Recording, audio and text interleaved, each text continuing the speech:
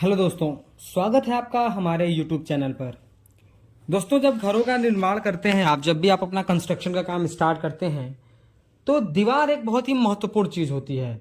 और जैसा कि आप अपने आसपास जो काम चल रहा है वहाँ पर देखते हैं तो आपको दिखाई देता है कि कहीं पर 4 इंच की वॉल चल रही है और कहीं पर 9 इंच की वॉल चल रही है। तो आप बहुत कंफ्यूज होते हैं कि कौन सा वॉल जो है कहाँ पर चलाना चाहिए, यानी कि सही तरीका क्या है, क्यों यहाँ पर 9 इंचेस की वॉल चल रही है, फिर 4 इंचेस की वॉल क्यों चलाई गई। इन सारी बातों को लेकर मन में बहुत कंफ्यूजन आता होगा और आप ये भी सोचते होंगे कि सही तरीका कौन सा है।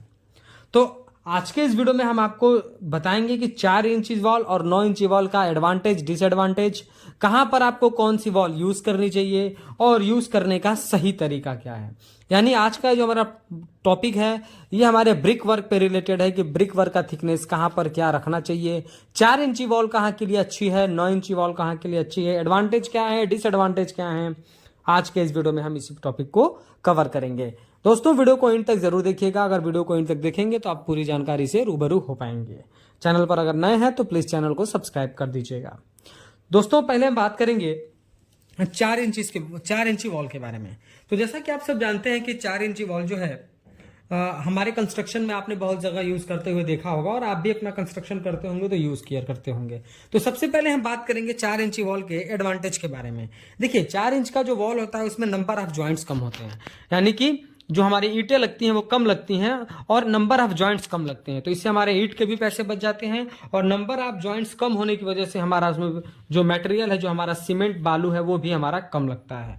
यानी कि एक पैसे की भी बचत होती है और मटेरियल की भी बचत होती है। दूसरा क्या है कि 4 इंची वॉल को बनाने के लिए टाइम जो है कम लगता है, बहुत आसानी से 4 इंची वॉल जो है बन जाता है। कॉस्ट मैंने आपको बताया कि कॉस्ट भी कम पड़ता है क्योंकि इसमें जो है ईंट कम लगेगी, सीमेंट गिट्टी बालू कम, सीमेंट और बालू कम लगेंगे, तो इसमें जो है कॉस्ट जो है थोड़ा कम लगता है।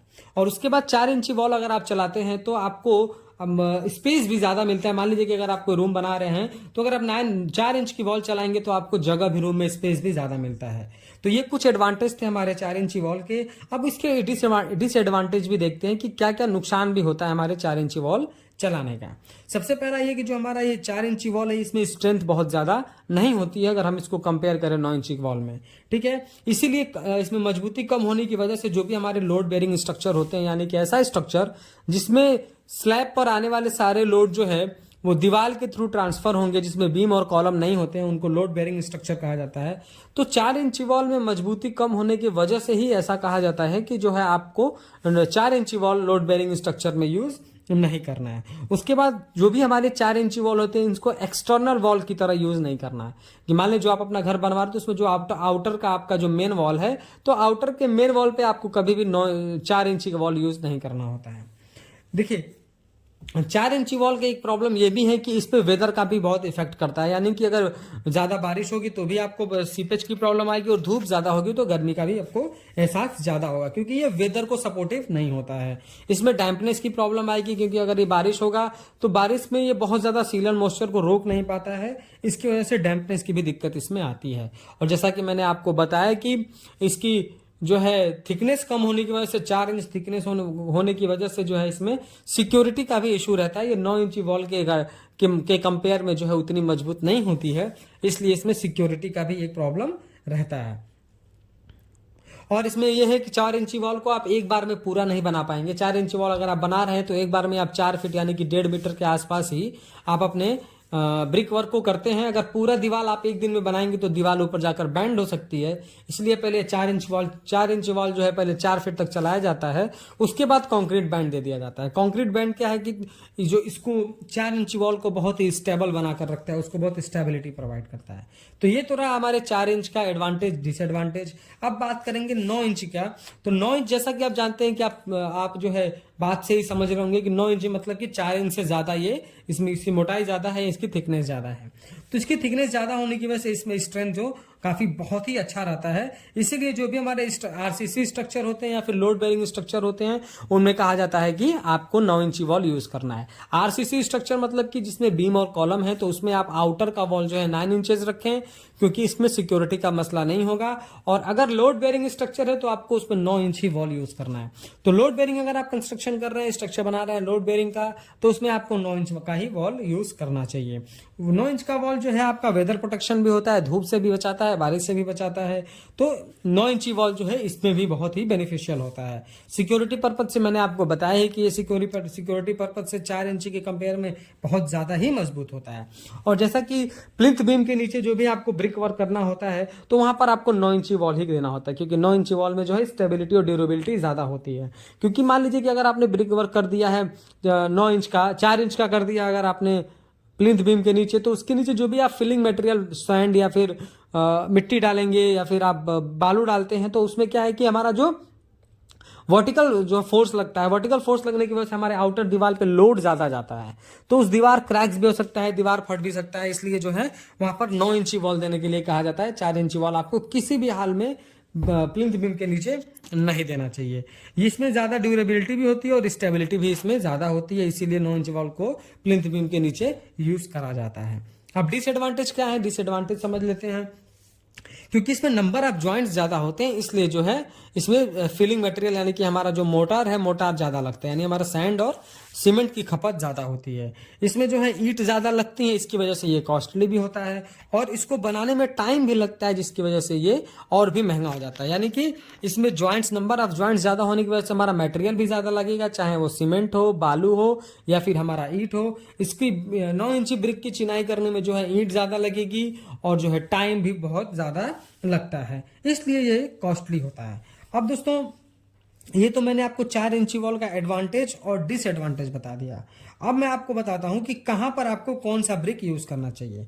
देखिए, अगर आप लोड बेरिंग स्ट्रक्चर बना रहे हैं तो लोड बेरिंग स्ट्रक्चर में आपको पूरी की पूरी दीवार, चाहे इंटरनल हो चाहे पार्टीशन हो, सारी की सारी वॉल आपको 9 इंच की ही बनानी है। और अगर आप आरसीसी भी स्ट्रक्चर कर रहे हैं तो आपको आउटर जो वॉल है वो 9 इंचेस बनानी है, सिक्योरिटी पर्पज और वेदर पर्पज की वजह से आपको 9 इंचेस बनानी है।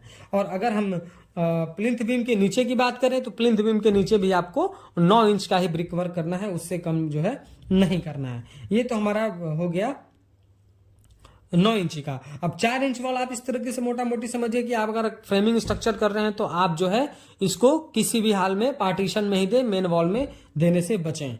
ठीक है, लोड बेरिंग में आपको किसी भी हाल में जो है 4 इंची वॉल नहीं देना है और प्लिंथ बीम के नीचे जो है आपको 4 इंची वॉल नहीं देना है। अब दोस्तों अगर आप 4 इंच वॉल दे भी रहे हैं, पार्टीशन में दे रहे हैं 4 इंच वॉल, तो आपको कुछ जो है चीजों का ख्याल रख के ही अपना 4 इंची वॉल देना होगा, जिसकी वजह से आपका 4 इंच का वॉल भी अच्छे से मजबूत हो पाए। सबसे पहले जो आप 4 इंची वॉल में जो ईंट यूज कर रहे हैं वो ईंट अच्छी क्वालिटी का होना चाहिए। आप ईंट को कैसे चेक करें कि ईंट आपके लिए अच्छा है कि नहीं, उसका मैंने वीडियो बना रखा है, आप चैनल पर जाकर उस वीडियो को देख सकते हैं। तो आप जो है ईंट अच्छी क्वालिटी का आपको यूज करना है। उसके बाद जो भी आप ईंट यूज करने वाले हैं उसको आप पहले से ही खूब अच्छे से भिगो कर दे, तराई कर दे, क्योंकि हमारे ईंट में जो है वाटर एब्जॉर्प्शन की प्रॉपर्टीज होती है। तो जब ईंट हमारा सूखा होगा, हम मोटर लगाएंगे, अपना मसाला लगाएंगे, तो मसाले का पानी एब्जॉर्ब कर लेता है, तो हमारा जो है मसाला अच्छे से सूख नहीं पाता, जिसकी वजह से उसमें स्ट्रेंथ जो है वो गेन नहीं कर पाता है।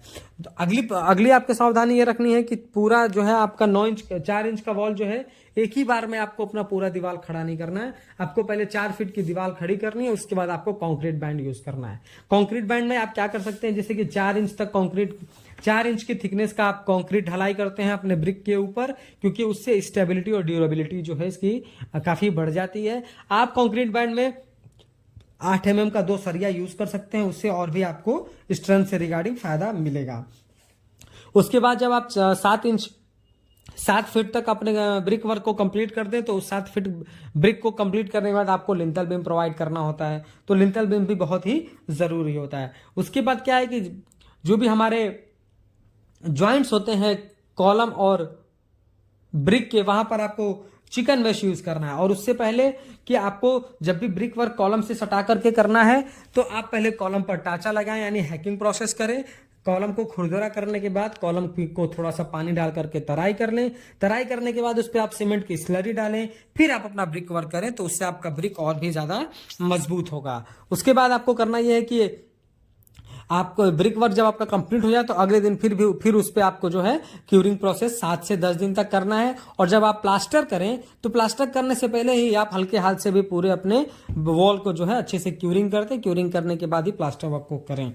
और चिकन मेश मैंने आपको बताया कि जो भी आपके कॉलम और वॉल के जॉइंट्स हैं, प्लास्टर करते समय जिस तरह आपको इमेज में दिखाया जा रहा है, इस तरीके से आप चिकन मेश लगा करके प्लास्टर वर्क करें तो आपको क्रैक से भी प्रॉब्लम्स, कॉलम और ब्रिक वर्क के ज्वाइंट्स पर क्रैक्स के रिगार्डिंग प्रॉब्लम्स नहीं आएंगी।